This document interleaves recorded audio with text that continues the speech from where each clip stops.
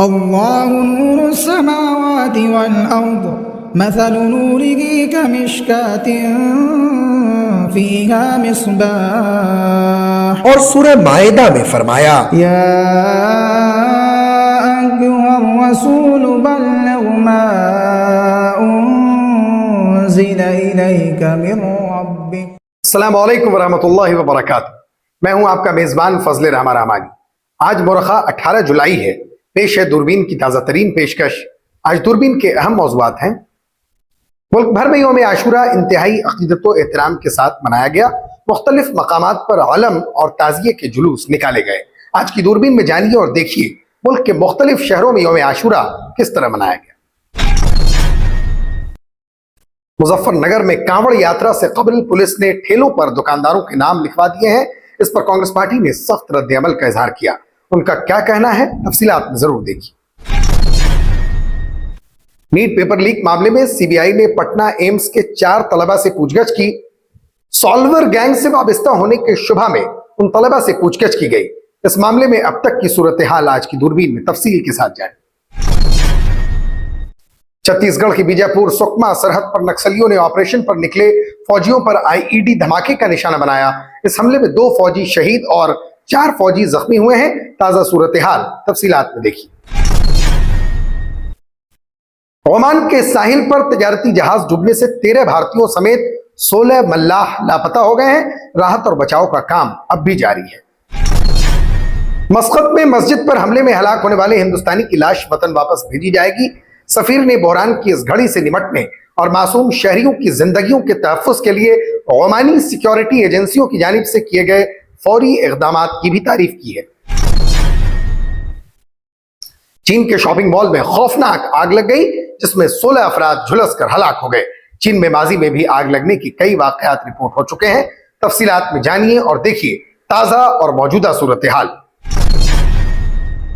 अमेरिकी सदर Joe Biden corona virus से मुतासिर पाए गए हैं, जिन्हें डॉक्टरों के मशवरे के बाद करंटीना में रखा गया है।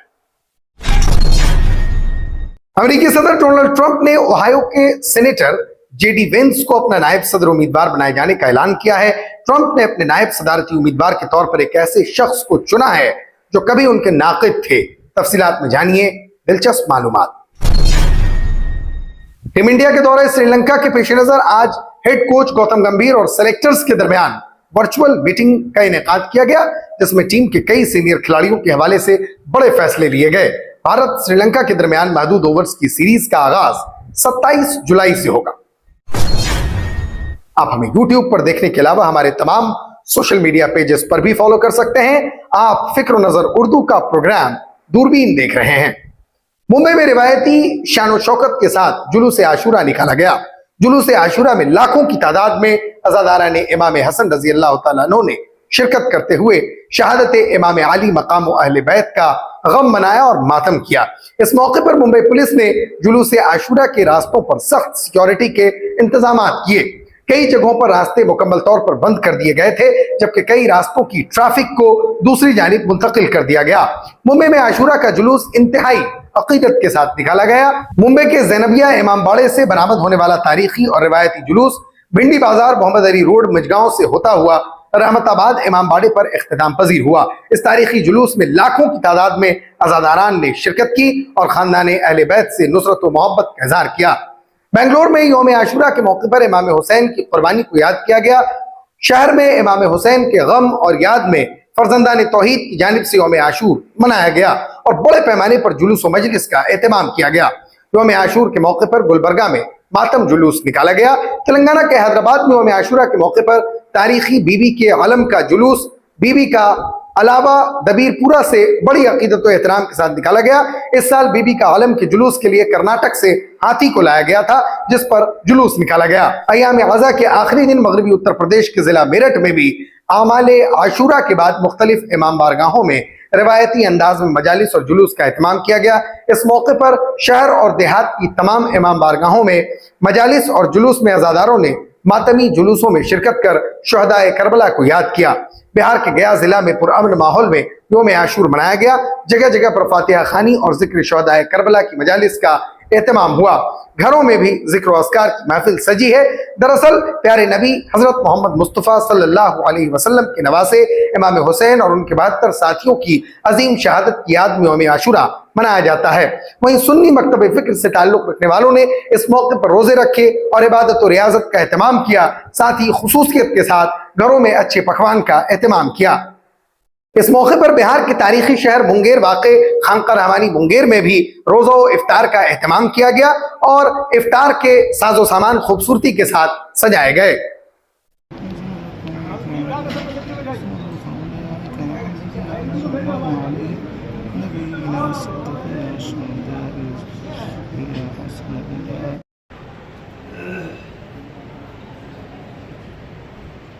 सावन के महीने में कांवड़ यात्रा से पहले उत्तर प्रदेश की मुजफ्फरनगर पुलिस के नए हुक्मनामे ने तनाज़ो खड़ा कर दिया।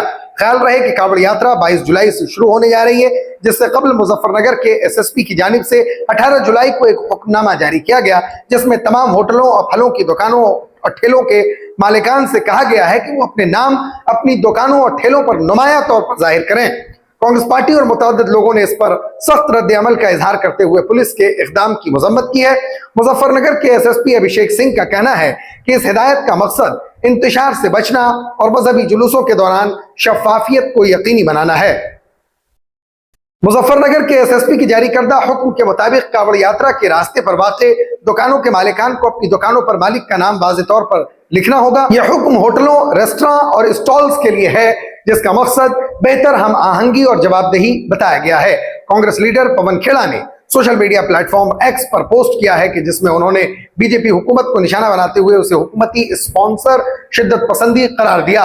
पवन खेड़ा ने अपनी पोस्ट में कहा कि सिर्फ सियासी पार्टियों को ही नहीं बल्कि तमाम सही सोच रखने वाले लोगों और मीडिया को इस रियासती हुकूमत की स्पॉन्सर्ड शिद्दत पसंदी के खिलाफ उठ खड़ा होना चाहिए। उन्होंने कहा कि वो बीजेपी को मुल्क अंधेरे दौर में वापस धकेलने की इजाजत नहीं दे सकते। सीबीआई ने नीट पेपर लीक मामले में पटना एम्स के 4 तलबा को हिरासत में लिया है। सीबीआई को शुबा है कि ये 4 तालिब इल्म सॉल्वर गैंग का हिस्सा हो सकते हैं। चारों तलबा को हिरासत में लेकर पूछगछ की जा रही है। इनमें से 3 तालिब इल्म पटना एम्स में एमबीबीएस की तालीम हासिल कर रहे हैं। ख्याल रहे कि 2 दिन पहले सीबीआई ने इस मामले में नेशनल टेस्टिंग एजेंसी के ट्रंक से पेपर चोरी करने वाले इंजीनियर को पटना से गिरफ्तार किया था। इसके साथ पुलिस ने इसके दूसरे साथी को भी पकड़ लिया था। 2 गिरफ्तार मुलजिमान की शिनाख्त पंकज कुमार और राजू सिंह के तौर पर हुई है। छत्तीसगढ़ की बीजापुर सुकमा सरहद पर नक्सलियों ने ऑपरेशन पर निकले फौजियों पर आईईडी धमाके का निशाना बनाया। इस हमले में 2 फौजी शहीद और 4 फौजी जख्मी हुए हैं। रिपोर्ट के मुताबिक सुकमा बीजापुर जिला की सरहद पर सीआरपीएफ, कोबरा, डीआरजी, एसटीएफ के एहलकार नक्सल मुखालिफ ऑपरेशन के लिए गए थे। नक्सलियों ने त्रेम थाना इलाके के मंडी मार्का जंगलात में आईईडी धमाका अंजाम दिया। बीजापुर के एसपी जितेंद्र कुमार यादव ने बताया कि आईईडी धमाके में एसटीएफ के 2 जवान शहीद हुए।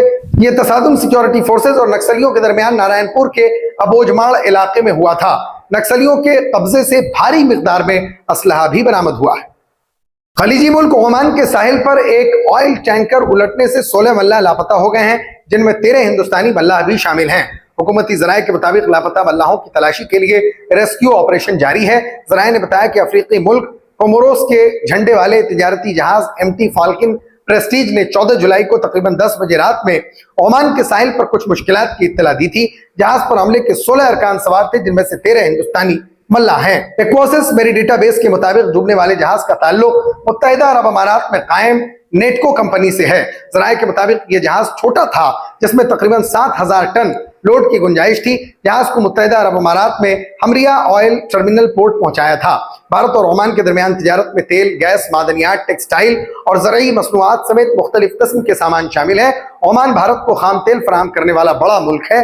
ओमान में गैर मुल्की हिंदुस्तानियों की एक बड़ी तादाद भी रहती है, जो मुल्क की मईशत और सकाफती तनव्वुर में अहम किरदार अदा करते हैं। ओमान की तरक्की में हिंदुस्तानी बिरादरी का अहम रोल है। सफारत खाने के एहलकारों ने फायरिंग के वाक़े में जख्मी होने वाले 3 हिंदुस्तानियों से भी मुलाकात की है। फायरिंग के नतीजे में 6 अफराद हलाक और 28 दीगर जख्मी हुए। 3 जख्मी हिंदुस्तानी मस्कत के खोला अस्पताल में जेर इलाज हैं। सफीर ने तीनों हिंदुस्तानियों के अहल खाना से भी बातचीत की और हर मुमकिन मदद की यकीन दहानी कराई।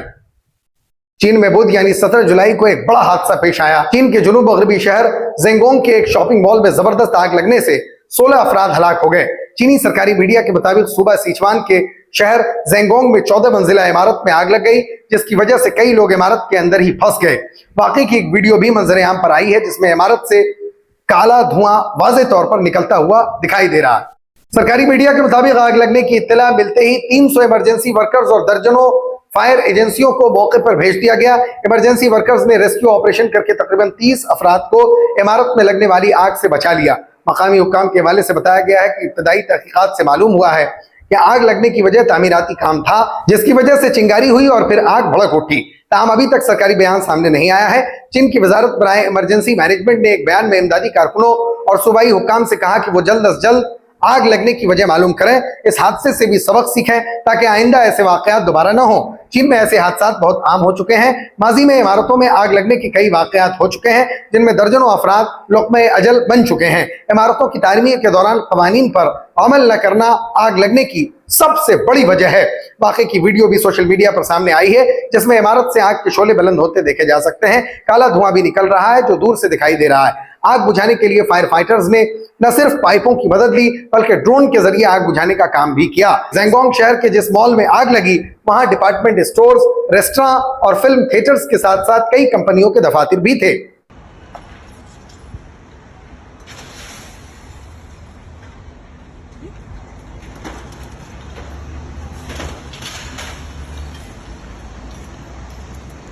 अमेरिकी सदर जो बाइडेन इंतखाबी मुहिम के दौरान कोरोना वायरस से मुतासिर हो गए हैं, ताहम उनकी जाहिर अलामात तशवीशनाक नहीं हैं। व्हाइट हाउस की प्रेस सेक्रेटरी क्राइन जॉन पेयर ने एक बयान में कहा कि आज लॉस वेगास में अपनी पहली तकरीब के बाद सदर बाइडेन का कोरोना के लिए टेस्ट पॉजिटिव पाया गया। उन्हें वैक्सीन लगाई गई है और उन्होंने बूस्टर डोज भी ली है। उनकी अलामात हल्की नौइयत की हैं। रिपोर्ट के मुताबिक सदर बाइडेन के कोरोना से मुतासिर पाए जाने के सबब उनका इंतखाबी मुहिम का प्रोग्राम मनसूख कर दिया गया, जिसके बाद सदर अपनी आबाई रियासत डिलावेयर रवाना हो गए, जहां वो खुद को करंटीना में रखेंगे और सेहतियाबी हासिल करेंगे।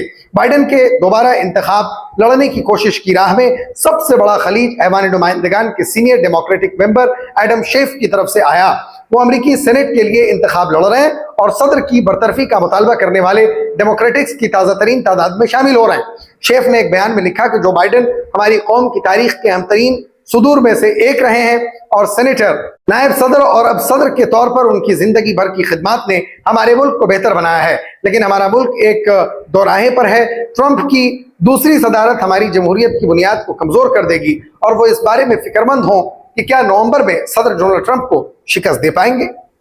साबिक अमेरिकी सदर डोनाल्ड ट्रंप ने पीर को ओहायो से रिपब्लिकन सेनेटर जेडी वेंस को अपना नायब सदारती उम्मीदवार मुंतखब किया है। 39 साल वेंस कभी ट्रंप के सख्त नाक़िद थे, लेकिन बाद में उनके इत्तेहादी बन गए थे। ट्रंप ने सोशल मीडिया पोस्ट में रिपब्लिकन नायब सदारती उम्मीदवार के नाम का ऐलान किया। ट्रंप ने अपने ट्रुथ सोशल नेटवर्क पर एक पोस्ट में कहा कि तवील गौर खौज के बाद और बहुत से लोगों की जबरदस्त सलाहियतों को देखते हुए उन्होंने फैसला किया कि अमेरिका के नायब सदर के ओहदे पर फायज होने के लिए बेहतरीन शख्स रियासती सेनेटर यानी ओहायो के जेडी वेंस हैं। साबिक सदर ने अपने तजुर्बे की फेरिस्त का हवाला देते हुए वेंस की कामयाबियों की तारीफ की।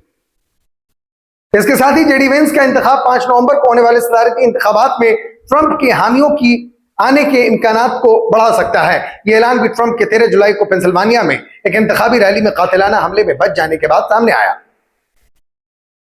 भारतीय क्रिकेट टीम के नए कोच गौतम गंभीर ने भारत की कौमी सिलेक्शन कमेटी और चीफ सेलेक्टर अजीत अगरकर के साथ वर्चुअली मीटिंग की, जिसमें उन्होंने श्रीलंका के खिलाफ होने वाले आइंदा सीरीज के लिए टीम का इंतखाब और अपने मंसूबों के बारे में मालूमात फराहम की। मीटिंग तकरीबन 1 घंटे तक जारी रही।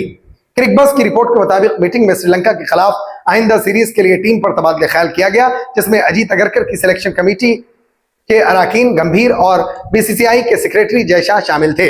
जराये के मुताबिक कोच गौतम गंभीर ने वाज़ेह तौर पर बीसीसीआई को यह बता दिया है कि वो सूर्य कुमार यादव को T20 में बतौर कप्तान देखना चाहते हैं, जबकि रोहित को वनडे और टेस्ट में टीम की क़यादत करते हुए देखना चाहते हैं। इत्तलात के मुताबिक विराट कोहली और जसप्रीत बुमराह जैसे सीनियर खिलाड़ियों को इस सीरीज में आराम दिए जाने की उम्मीद है, जिसकी वजह से श्रेयस अय्यर और KL राहुल जैसे खिलाड़ियों को टीम में वापसी का मौका मिल सकता है, जिन्हें T20 वर्ल्ड कप के लिए टीम में मुंतखब नहीं किया गया था। ऐसी भी इत्तलात है कि कप्तान रोहित शर्मा की सीरीज से बाहर होने की उम्मीद है, लेकिन ऐसे इशारे मिल रहे हैं कि वो खुद को सीरीज के लिए दस्तयाब कर सकते हैं। वनडे सीरीज में नायब कप्तान हार्दिक पांड्या के दस्तयाब न होने की वजह से केएल राहुल या सूर्य कुमार यादव को सीरीज में टीम की क़यादत के लिए मुंतखब किया जा सकता है। पांड्या की इंजरी की वजह से उनकी कप्तानी के बारे में खदशात जन्म ले रहे हैं। रिपोर्ट में मजीद कहा गया है कि हेड कोच गौतम गंभीर ने अपने ख्यालात का इजहार करते हुए यह भी बताया कि वो टीम में किस किस्म के खिलाड़ी चाहते हैं, जिसमें खिलाड़ियों का आज़म सबसे अहम अवाबिल में से एक है। वाज़ेह है कि भारत और श्रीलंका के दरमियान महदूद ओवर्स की सीरीज का आगाज 27 जुलाई से होगा, जिसमें 3 वनडे इंटरनेशनल और 3 T20 इंटरनेशनल मैचेस खेले जाएंगे। फिक्र नजर की खास बुलेटिन दूरबीन की गुज़िश्ता पेशकश में शारिक रहमानी, भारती, वसीम अहमद, मुजाहिद, नसीरुद्दीन, मोहम्मद सालिक, वहीदुर रहमान, मौलाना नसीम अहमद नदवी, मोहम्मद शाहिद रहमानी और मोहम्मद सादिक साहबान ने अपना कीमती तबसरा करके हमारी हौसला अफजाई की है।